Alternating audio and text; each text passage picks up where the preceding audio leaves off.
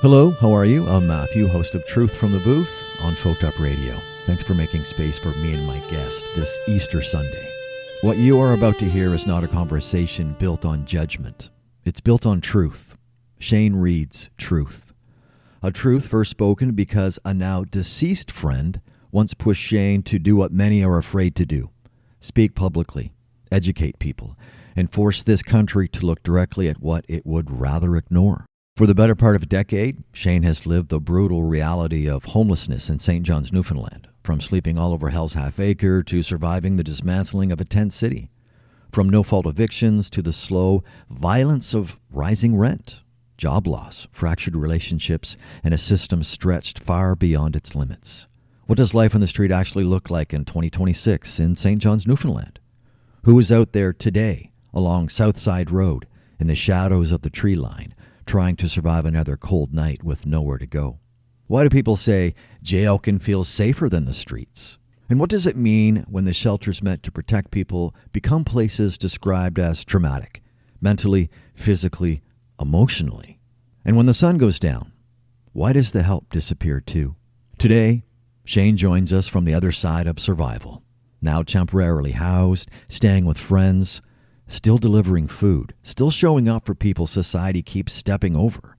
This is about what's been lost, what remains, and what must change.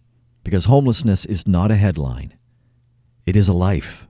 You're going to hear it from someone who has lived every brutal inch of it. Uninterrupted next on Folk Up Radio. Nova Scotia. Imagine opening your cupboard and there's nothing there. No cereal, no eggs, no dinner waiting. This is the reality for far too many. In March 2025 alone, over 43,000 of our neighbors walked into food banks across this province. That's up more than 10% from last year and nearly 70% since before the pandemic. And listen to this, 24% of people using food banks here are employed, the highest number on record. Work no longer guarantees food on the table. About 1 in 3 of those walking through those doors are children, hungry because prices for groceries, rent, heating, and life keep climbing while incomes stagnate. Nearly 30% of all Nova Scotians report some level of food insecurity, meaning they worry about whether they can eat every single day. This isn't just numbers on a chart. This is families skipping meals, seniors rationing bread, workers choosing bills over dinner.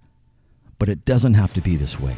We deserve food security, we deserve dignity, and together we can demand a fairer future.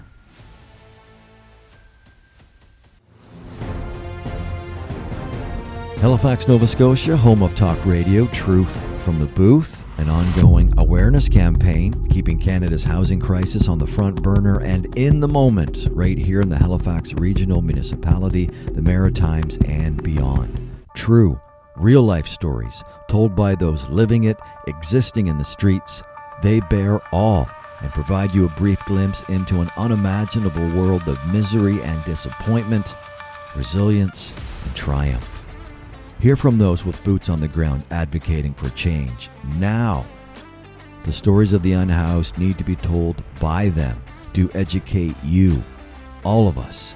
Hear all the conversations Sundays at 10 a.m. with a repeat at 6 p.m. here on folkupradio.com. Now, back to today's fantastic guest.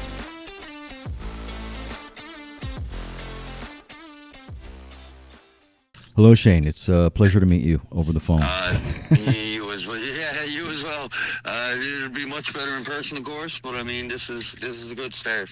Oh, absolutely, absolutely. So let's just start off by, I want to know, are you born and raised in Newfoundland? No, I wasn't born in Newfoundland. I was actually born in Calgary, Alberta, but I was raised in Newfoundland. My mom and, of course, her parents as well. And my dad's parents actually are born and raised in Newfoundland, you know. So, yeah, best of both worlds, I guess. Oh, absolutely. I spent 21 years out in British Columbia, so I absolutely love that part of the country. So at what age did you, an infant coming back to Newfoundland to live? No, not quite an infant. For a long time, About 8 years old, I would say. Okay, 8 years old. Okay, wonderful. Okay, Shane, the reason you're on this program today is I want to get. I've never taken the radio show to Newfoundland. You have spent some time being unhoused. You're advocating now. You are a part of Tent City for a Change, St. John. So I just want to get some life experience from you. And what I did, what I mentioned, and it's no secret with my audience. How I do my research. There was an article written by a wonderful reporter, Shauna Bernard, on the Telegraph. I went through it, and just it's the who, what, when, where, how, and why of Shane Reed. So again, this radio program is to educate people as to the realities and the complexities as to why people are on the street.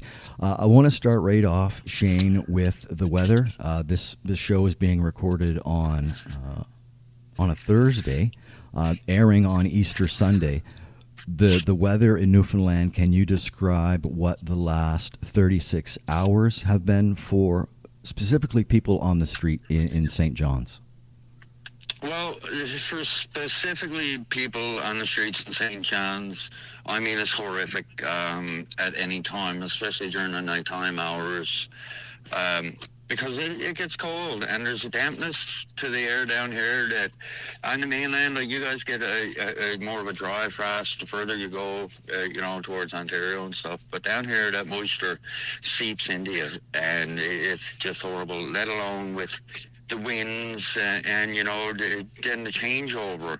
Because anybody that's been in the maritime provinces at all darn well know that the weather changes in the blink of an eye, so you don't even have to wait 5 minutes for it to change. But a lot of times it goes from one bad thing to an even worse thing. I mean, it's one thing to get the snowfall and have tents collapse and all this other great stuff, as we'll call it, happen. Then you're wet. Once the rain hits you, and once you're wet, that's more of a survival thing then, because the risk of succumbing to exposure is exponentially greater. And that's just some of it. People are a lot more unhappy, and the general public, when they're having to traverse in this type of weather themselves, so they're a lot less inclined to deal with anybody who's precariously housed or homeless themselves in a befitting manner that's respectful towards them and, comes across as good-natured, even if, the people are asking for money and stuff, panhandling and stuff. I mean, this is one of the means in which these people are surviving, so it's difficult, to say the least. Yeah, the weather can be like a double-edged sword. If it's bad weather, I know you had like 15 centimeters of snow. More snow is on the way.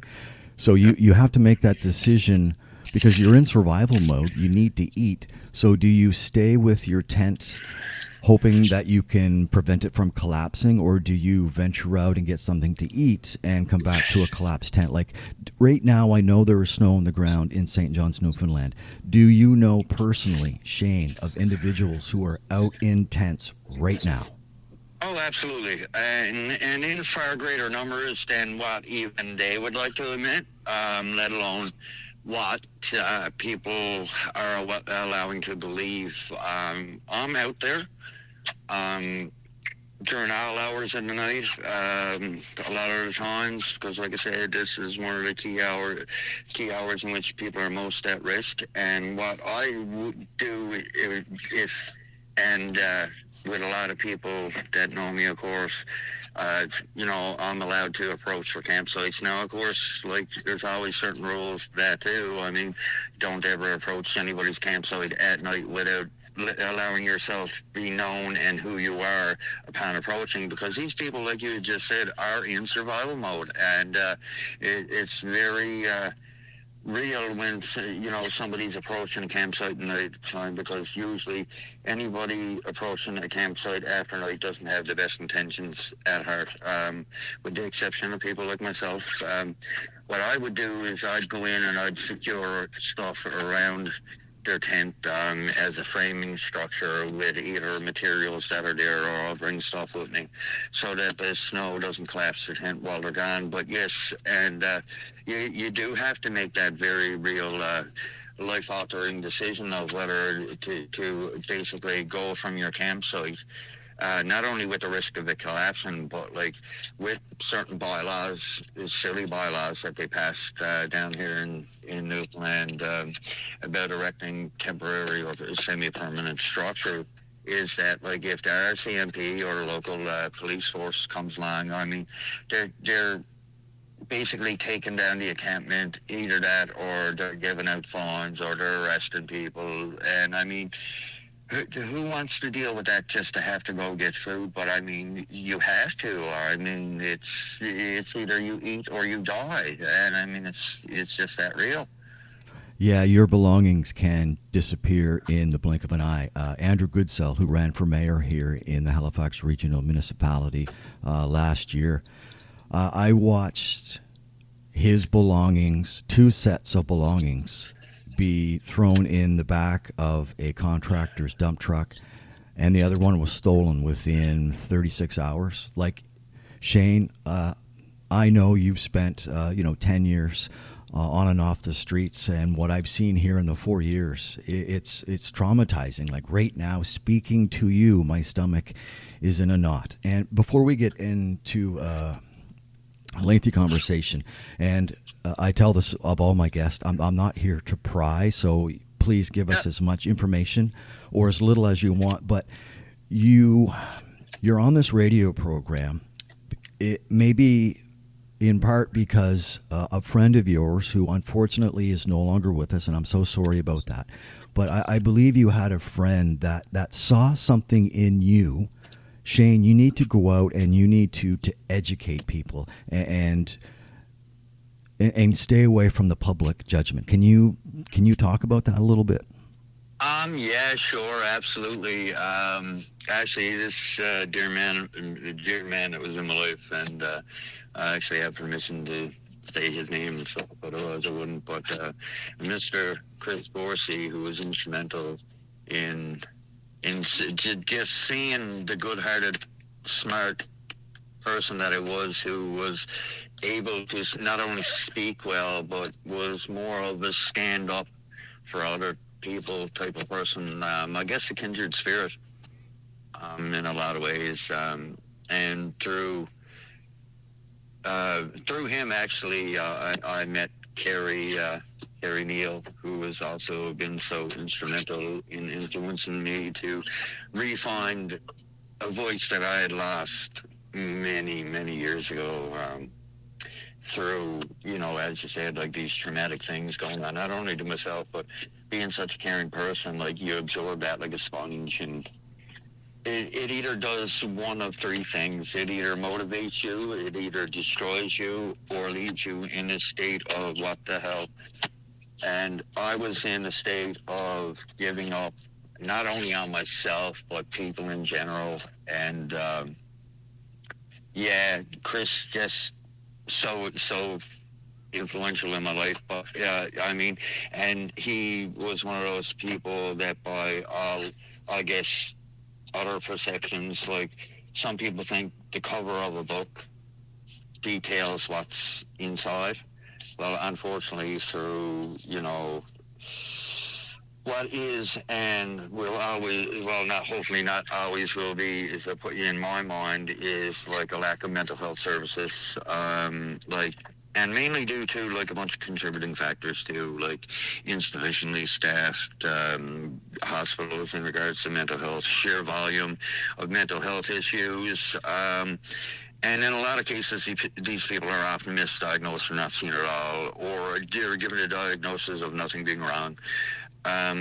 Coupled with extreme wait times in emerge. I mean, there's just such a snowballing list of things that, led to, this dear person not being here with us. But it kind of gave me a kick in the pants, too, in a lot of regards, especially about speaking up about mental health and, the coupling factors that contribute with being precariously housed and stuff, because I mean, this man got involved in people's lives just from the standpoint of wanting to help and not knowing how to help and all this other good stuff. And like, we kind of guided each other in a lot of regards.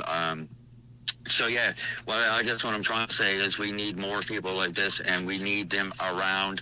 We need people to stop living under this misguided stigma that people with mental health issues aren't worth either advocating for, standing up for, or putting the allocated funds through government, private sector, whatever needs to be. I mean, mental health issues are not going away. It's like, do we want to proverbial sweep the dirt under the rug and just let it keep piling up and piling up and piling up and pretending it doesn't exist? All the meanwhile, it's causing more systemic issues than just the dirt being under the rug.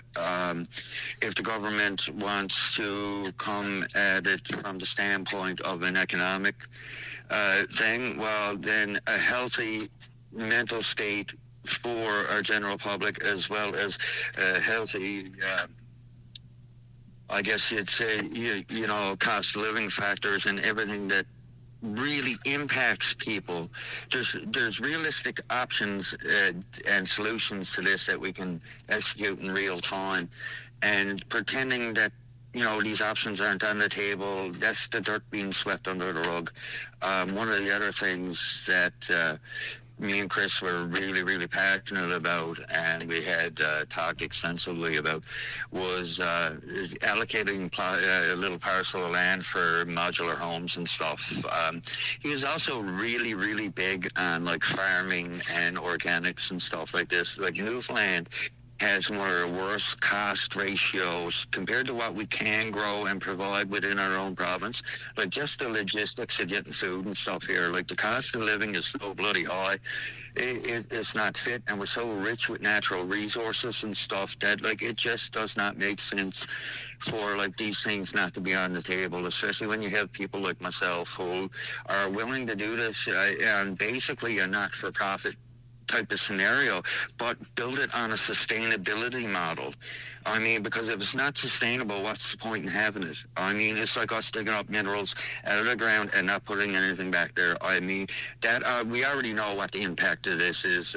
That is, and like for us not to be pushing forward with sustainability for people who are homeless is just absolutely ludicrous, because like if we can't sustain what we have, then like what do? Like, do we just let it go by the wayside? Of course we can't. These are people's lives. And like that's one of the things me and Chris were really passionate about, and hopefully like anybody listening at all either pass the word on or like just start bugging the living daylights at our local government, like because like there's been so little of these grants approved to build modular homes, because this was actually something that was proposed down here, and like nobody's been approved for it. So like, you know, what's the holdup? Are we going to continue to put people's lives on pause, or are we going to say, hey, this is real time, we need to do things that are achievable now, 6 months from now, a year from now, a year and a half from now, not 2 years, 4 years, 6 years, 8 years, 10 years down the road, just to do a bunch of studies and to come back to the conclusion that this is what we should have done in the first place. And I mean, if you look at that Auditor General's report, I mean, it's pretty, all the ammunition for it is right there. I mean, absolutely shocking. So yeah, and like Chris, God rest his soul, he's looking down smiling now for sure. He's like, yeah, that's absolutely right. And like, he's one of the main reasons why I'm fighting so hard, because I know what it's like. I've been there. I'm still there. I'm still precariously housed. Just because I'm in somewhere doesn't mean like, you know, my road is all paved with gold to Oz. Well, let's talk about that, Shane. How did what are the circumstances? And again, but let's just put a button on that. That was just. Yeah. I completely agree with everything that you just said. And Chris, rest in peace. That he saw something in you, and wow. But let's talk about the situation. You're inside now. What are the circumstances that led to that? And everyone's got to benefit from this situation. Yes. Oh yeah, well we all did for sure. So basically, I had helped them acquire a place back when the weather was warm. They were actually homeless and living up off of Southside Road Trail. Their campsite had got ruined, so me being me, I got together some supplies, some tarps, a tent and stuff, but I basically told them, okay, this is where we're going to stay tonight, and I was actually down behind the Starlight building. So they stayed down there with me and their dog, Loki. God, little rascal. But so I got them to stay around. I got them to go into Thrive that morning with me, and got them to contact one of the landlords that I had actually previously known. So yeah, they got in their place by that means, and several months later, they knew that the landlord was actually looking for a new tenant, and yeah, so like basically like last month, I moved in there. Now, it's not perfect by any means, don't get me wrong, but it's a place inside. I'm not actually out sleeping on a park bench anymore, or a concrete slab, or, you know, an abandoned building, or wherever I can stick a tent.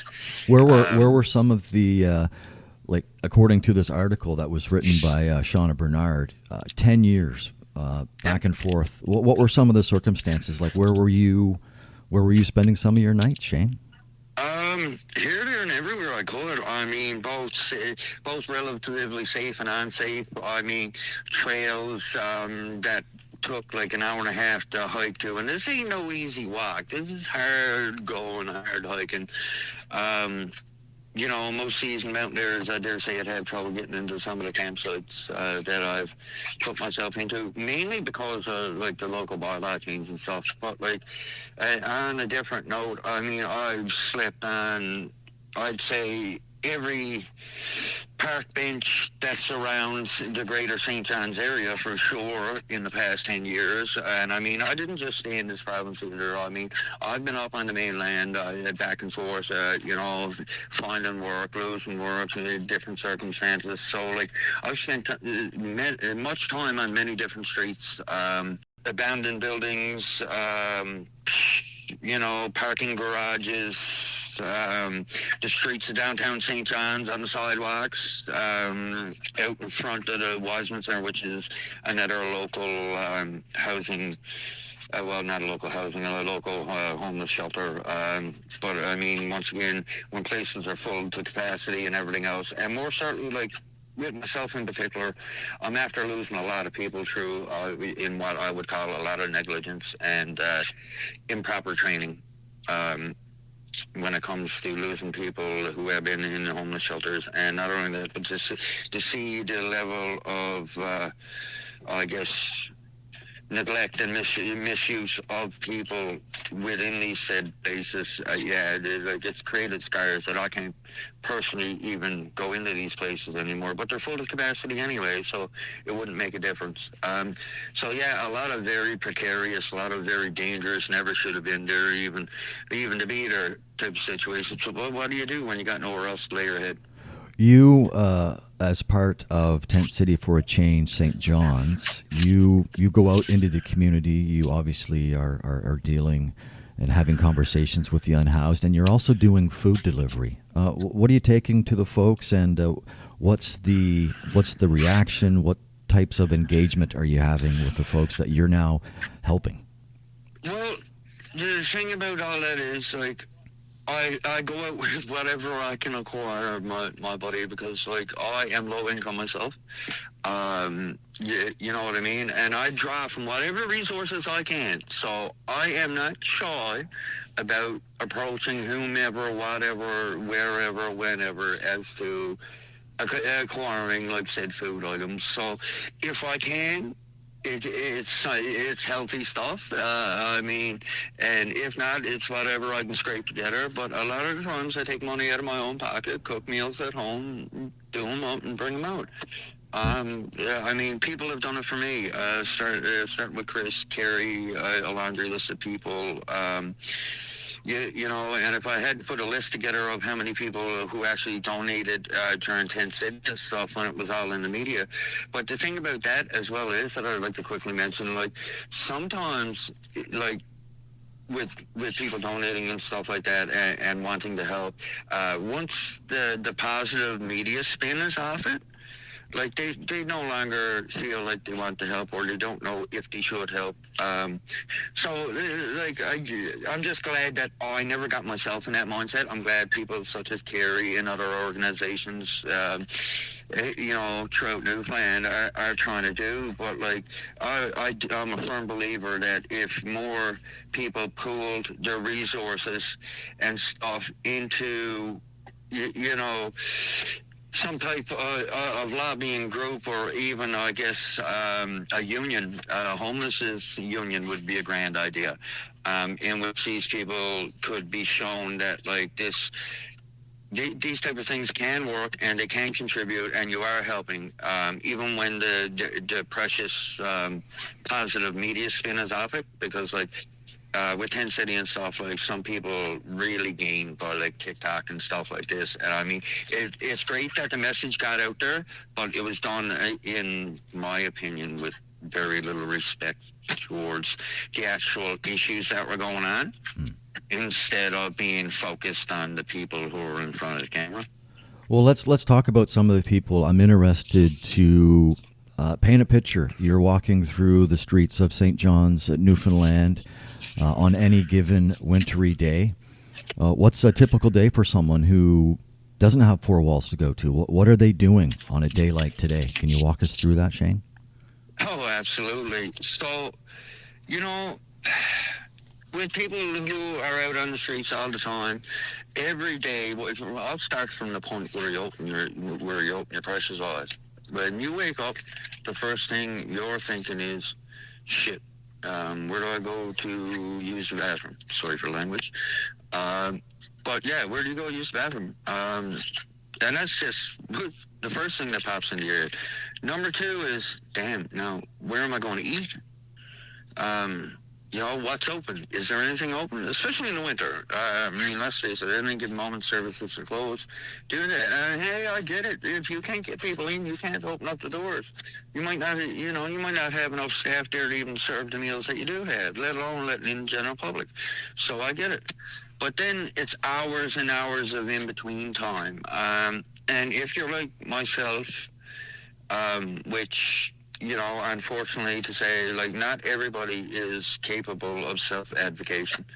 I had to learn techniques and stuff like that through lived experience and through mainly people like Chris and them to be able to guide me through appropriate steps and stuff. But, like, then you're in these places trying to talk to case management workers and stuff like that, and trying to get into shelters, and, you know, you're trying to get through the day by day, and it's like walking backwards through a field of cactus, because you're met with nothing but sharp opinions and stuff like that, and it takes its toll. And during all that, you still got to keep your head held high enough, because you're on the street, and like, weakness can't be shown on the streets. I'm sorry, but it really can't. I mean, it's really a survival mode. Why is that? Especially like Can you expand on that, Shane? Why I think I'm glad that you said that, because, you know, I don't have lived experience, but I've seen some crazy things on the streets of Halifax. So why do you say that you cannot? That sounds like something out of a movie, Shane. Why can't you show weakness? Well, because the reason why you can't is because, like, any sign of weakness, and people jump on that. I mean, just look at the negative condemnation people give to others when you're walking in the streets and you only look like you're homeless with a beard, torn off, dirty jeans. Like, right now, I'm wearing a pair of blue jeans that are slightly faded, a green sweater with some stripes down through it. But I've also got this old, raggedy, black work coat that's got reflective stripes on it. Now, I see it with a bandana tied around my neck. Now, I goes down the road and I sees the looks I get just from that. If I put my head down and let that get to me, number one, that's going to get to me on a mental health level. And once the mental health thing goes, I mean, your physical health fails as well. But then you've got other people who are basically in predatory mode, just waiting to jump on somebody in any light that they can because they think they're an easy target because you're showing weakness. And I mean, it's crazy because like people are literally dying over really stupid things, and it just breaks my heart to a level where it's like, nah, man, hold your head up. It ain't worth it. It ain't worth putting your chin down, and not on any level. Even if it wasn't a survival thing, it's not worth it to your own good mental health anyway. Like too many people are going around with downcast heads, looking at their feet, caught up in a bunch of sorrow and grief that ties you down more than it will ever elevate you. So, like, in my mind, it's a spiritual thing too. Like, keep that head up. The skies might be dark now, but beyond that dark sky, there is blue sky too. Oh, absolutely. No, I appreciate your input on this. This is just fantastic. Again, going back to Chris, he's just smiling from ear to ear. I just want to change gears here real quick. Can you explain to me and my audience the no-fault eviction? What does that mean, and why does it continue to happen, Shane? Oh, man, that is such a loaded question, but I'm more than happy to offer at least my opinion on what no fault eviction. First of all, no fault evictions, to me, it's just a loophole for subpar landlords to be able to not do proper upkeep and maintenance on their properties, as well as have an excuse not to live up to most of the guidelines laid out in the Landlord Tenancy Act. As for why does it continue? Because past policymakers basically wanted it and still want it that way. Hopefully new policymakers, though, we'll see the light of day surrounding no fault eviction sooner or later, because in part, whether people realize it or not, this is one of the contributing factors on why shelters are full. Shelters, in my opinion, should be operated on an emergency basis because, I mean, let's face it, what if we have a natural disaster here, or we have to take in a bunch of refugees or something like that from around the world, from some atrocity, from other places? I mean, which happens for Newfoundlanders. If it happens here, we'll take in. But then therein lies the fallacy, and that is, like, there's nowhere to put nobody. So, yeah, and it's just a continuing vicious cycle. It's like an abusive cycle. If the cycle just keeps going left, it's always going to keep going left and keep going around and keep going around until somebody either, goes straight on through or makes a right-hand turn. And by that, I mean, like, open your eyes. No fault evictions only benefit those that have, and those that are in the position that they're in. It benefits nobody else. I want to quickly talk about the dismantling of tent encampments. And I believe there was one dismantled 2023, 2024. I'm just curious, do you know how many people were displaced? And I'm always curious to find out if the city actually put like eviction notices on the tents. That's what they do here in the HRM. So can you just explain some of the circumstances surrounding that? Sure, absolutely. I mean, I was there, and actually I wasn't there. I was gone for 2 days. One of the rare times that I was actually gone, and I was actually helping somebody else set up a safer campsite for themselves, because they didn't like the whole encampment idea, so I did what I could.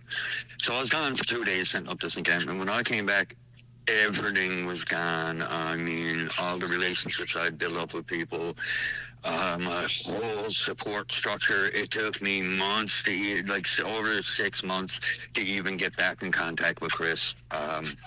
So, I mean, I was absolutely destroyed. And as to, did they give notice? Yeah, no, there was no notice put on tents. But on a consistent basis, there was at least 150 people displaced by this. And even more so when you couple in the factors that a lot of people that were stopping into these encampments, especially overnight and stuff like that, because we had outdoor fire barrel and stuff that Chris actually made uh, to keep people warm, especially in the wintertime and stuff. And like devastating. Like I still choke up every time I think about it. I mean, how can you not? It wasn't perfect there by no means, but at least it wasn't the shelter system. I mean, people who don't know that how traumatic shelter systems can be. And like every time I think about walking through a shelter door, like I still have trouble speaking as I just did. And in most regards, I pride myself on being able to speak fairly well.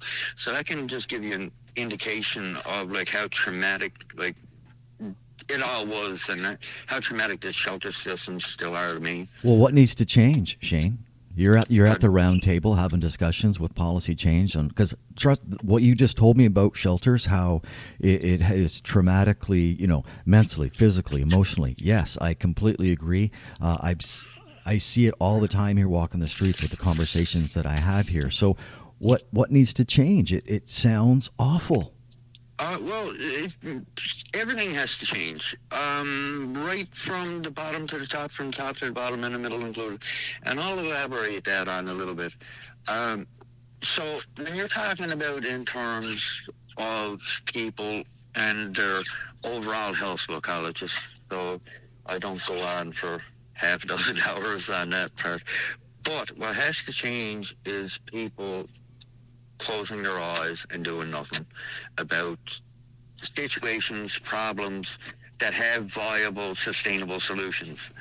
And the continuance of it being ignored, like it already has catastrophic consequences to it, and they will continue and get worse for every single generation to come. And that is not like a prediction of doom. That's a reality.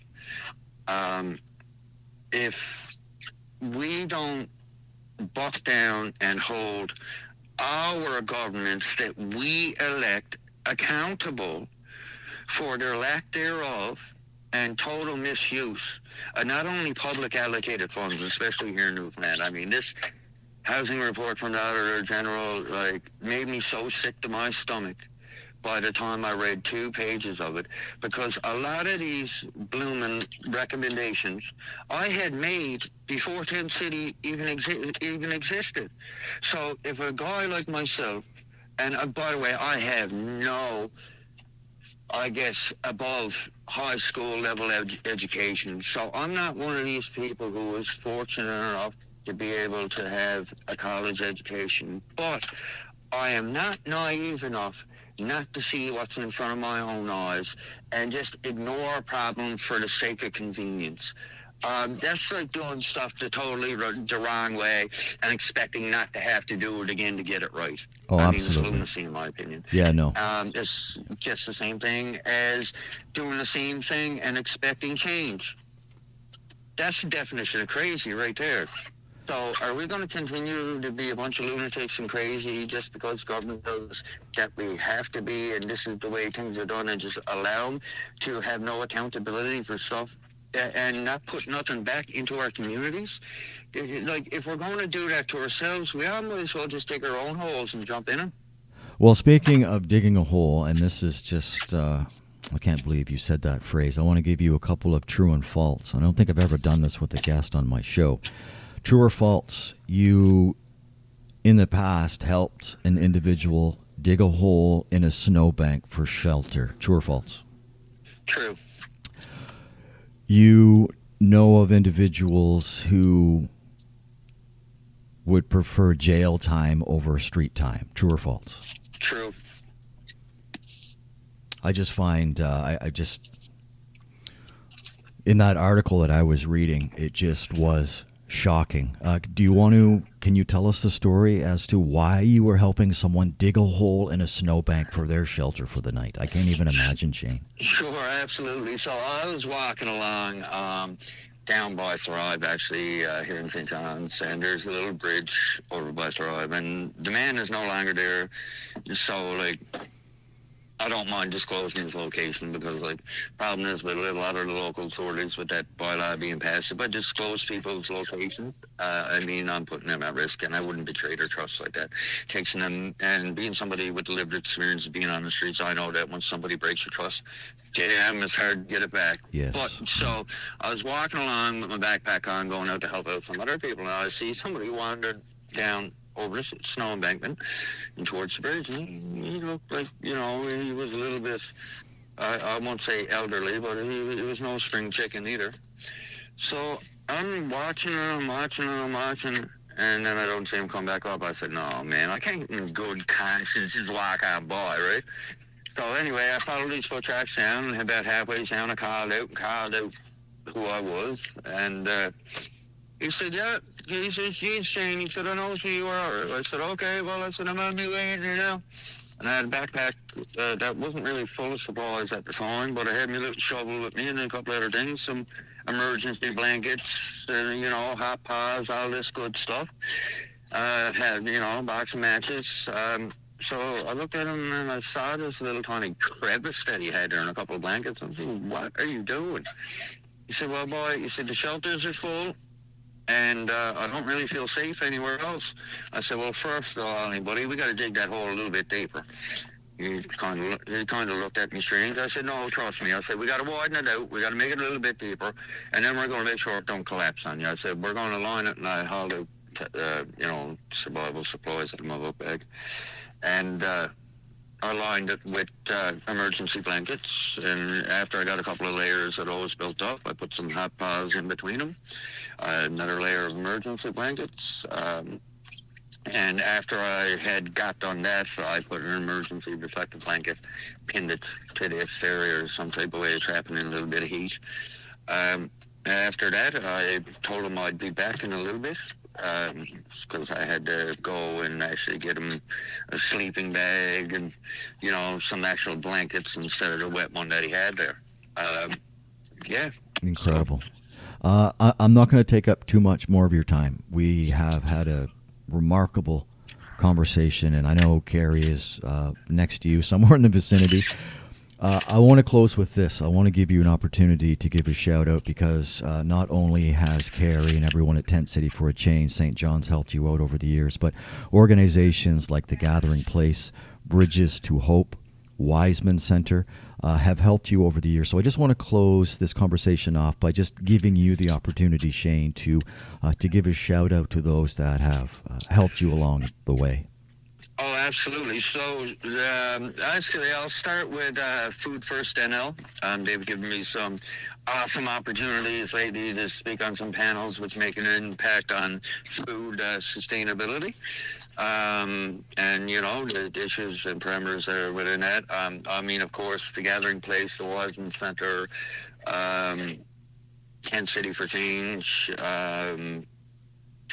and what I hope to be very soon is the 4C Foundation, which is something that I'll talk about some other time because the exact details aren't here. But, there's so many people, and, the general public, I cannot forget them, and I won't forget them. So many people donated not only so much of their time, but their efforts, food, money, camping supplies, and once again, their time, which is, of course, the most precious thing in the world because we cannot get that back. That being said, so anybody and everybody, and anybody who's willing to stand up and have a voice, thank you. Anybody who's thinking about doing it, thank you. You, thank you so much for listening. And I would just ask everybody to keep an open mind and an open heart when it comes to people who are precariously housed and are homeless. It could be you next. Thank you, Shane, for your time. I appreciate it. All right, my buddy, thank you so much, and I look forward to talking to you again sometime. You take care.